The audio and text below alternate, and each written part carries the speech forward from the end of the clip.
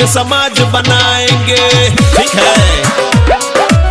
खीर पूरी खाएंगे, नशा मुक्त समाज बनाएंगे, ठीक है। सलवार सूट मंगाएंगे, दुपट्टा भी चलवाएंगे, ठीक है।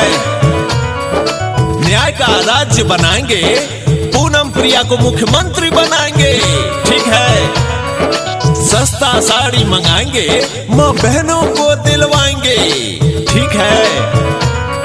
सभ्यता संस्कृति को सब मिलके बचाएंगे, ठीक है। सभ्यता संस्कृति को सब मिलके बचाएंगे।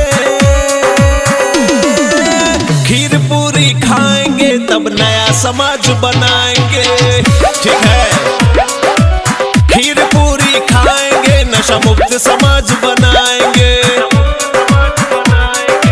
अभी आप सुन रहे हैं जय श्री कैसेट कंपनी की प्रस्तुति।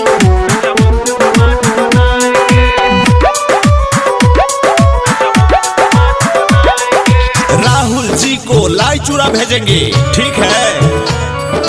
राहुल जी को लाई चूड़ा भेजेंगे, अपने समाज को भी खिलाएंगे। शादी पहले करेंगे तब ये पद पर आएंगे, ठीक है।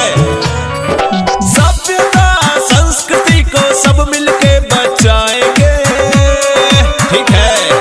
सभ्यता संस्कृति को सब मिलके बचाएंगे। खीर पूरी खाएंगे तब नया समाज बनाएंगे, ठीक है। खीर पूरी खाएंगे, नशा मुक्त समाज बनाएंगे।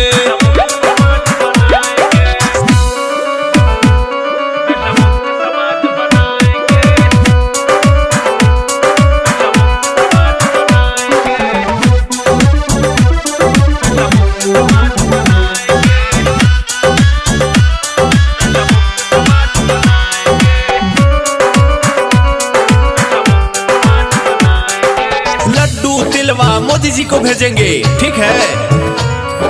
लड्डू तिलवा मोदी जी को भेजेंगे, अमित शाह जी को भी खिलाएंगे, ठीक है। जब मुद्दा पूरा करेंगे तब जनता भगवान से आशीर्वाद लेने आएंगे, ठीक है। सभ्यता संस्कृति को सब मिलके बचाएंगे, ठीक है। सभ्यता संस्कृति को सब मिलके बचाएंगे। खीर पूरी खाएंगे तब नया समाज बनाएंगे, ठीक है। खीर पूरी खाएंगे, नशा मुक्त समाज बनाएंगे। कभी पिएंगे न पिलाएंगे, नया बिहार बनाएंगे, ठीक है। कभी पिएंगे न पिलाएंगे, नया बिहार बनाएंगे। खीर पूरी खाएंगे, नशा मुक्त समाज बनाएंगे, ठीक है।